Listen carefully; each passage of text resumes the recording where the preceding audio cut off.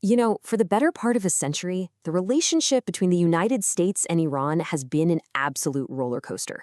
It's gone from a super close alliance all the way to the brink of total war. It's a really complex story of coups, revolutions, and high-stakes nuclear standoffs. And if you want to understand one of the most dangerous flashpoints on the entire planet, you have to understand how we got here. So let's just dive right in. Picture this. The year is 2025. For decades, the US and Iran have been in this kind of shadow war. But now, it's not in the shadows anymore. The conflict goes hot, and it's a short, unbelievably brutal war with consequences that are going to ripple across the globe for years to come. And that right there is the question that keeps strategists and world leaders up at night. Because in our world, a world that is so interconnected, a war that starts in the Persian Gulf doesn't just stay there. The events of 2025 pushed the entire planet closer to a global catastrophe than at any point since the Cold War. Seriously. Okay, so the actual fighting was over in a flash, just 12 days. But the damage, both the physical destruction and the strategic fallout, it was absolutely immense. Let's take a look at the immediate aftermath of this thing. Well, the strikes definitely hurt Iran. They set its nuclear program back years, took out key facilities, and killed a lot of their top leadership. But, and this is a huge but, look at the cost to the United States. To shoot down nearly 1,000 Iranian missiles, the U.S. had to burn through a quarter, a full 25% of its entire stockpile of high-end THAAD interceptors. Those are the crown jewels of its missile defense shield. And just like that, it created a massive strategic vulnerability for America and other hotspots around the world. So how on earth did it come to this? I mean, how did two countries that were once pretty solid allies end up in a direct military conflict? The answer isn't something that just happened last week. No, it's rooted in two pivotal moments from decades ago that completely blew up their relationship. To really get this conflict, we've got to go back in time.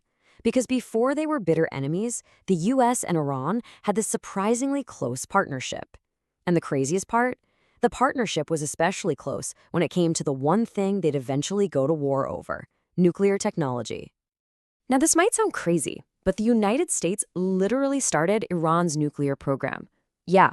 Under President Eisenhower's Atoms for Peace initiative, the U.S. gave Iran, which was ruled by the Shah back then, its very first nuclear reactor and even some weapons-grade enriched uranium.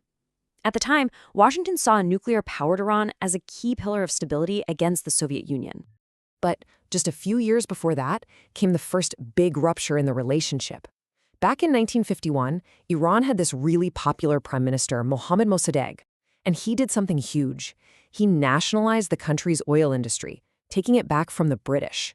Well, that did not go over well in London, or pretty soon in Washington.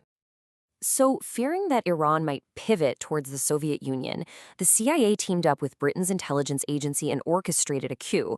They used propaganda, they paid protesters, they bribed military officials, and they toppled a democratically elected leader to put the Shah back on the throne with absolute power. For a lot of Iranians, this was a deep, unforgivable betrayal that planted the seeds of a powerful mistrust of America.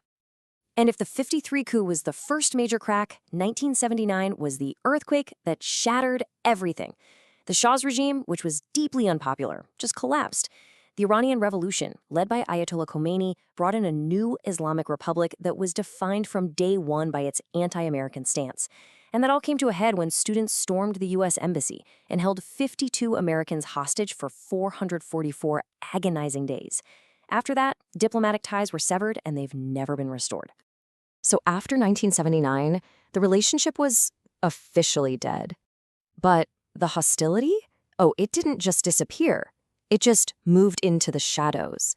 The next 40 years were basically defined by this gray zone warfare, proxy fights, covert operations, and tragic mistakes that only made the wounds on both sides deeper and deeper. Then, when Iraq invaded Iran in 1980, the U.S. picked a side: Saddam Hussein. Washington gave Iraq economic aid and critical intelligence, even after it was clear that Saddam's forces were using horrific chemical weapons.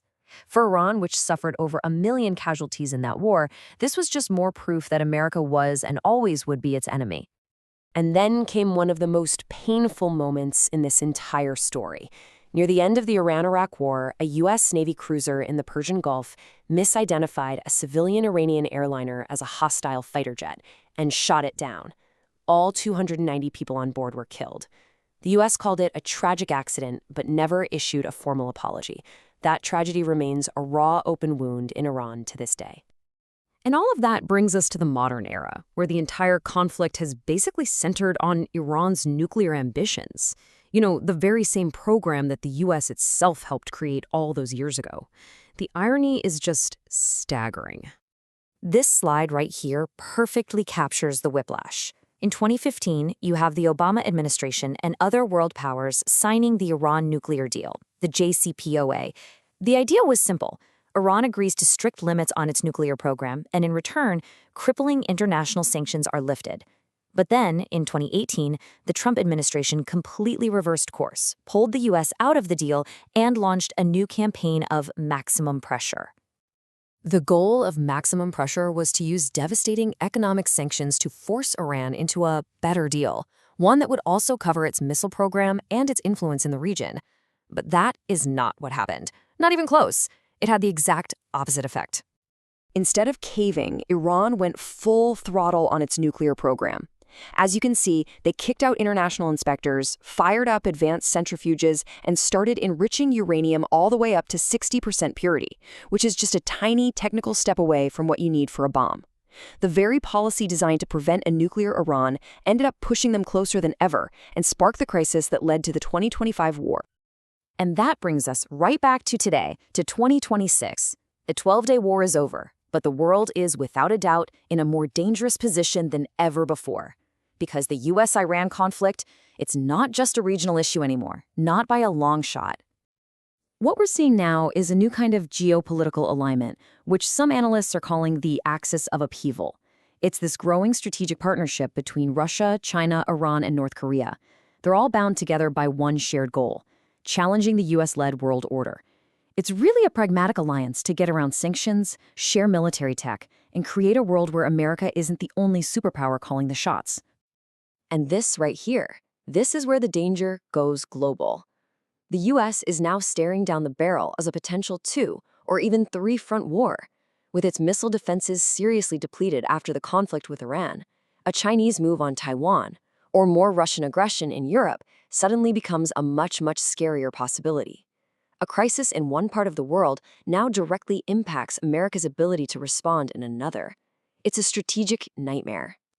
Which leaves us with the ultimate question, doesn't it? After decades of hostility that led to a war that has left Iran cornered and desperate, and the United States strategically weakened, is there any way to de-escalate this?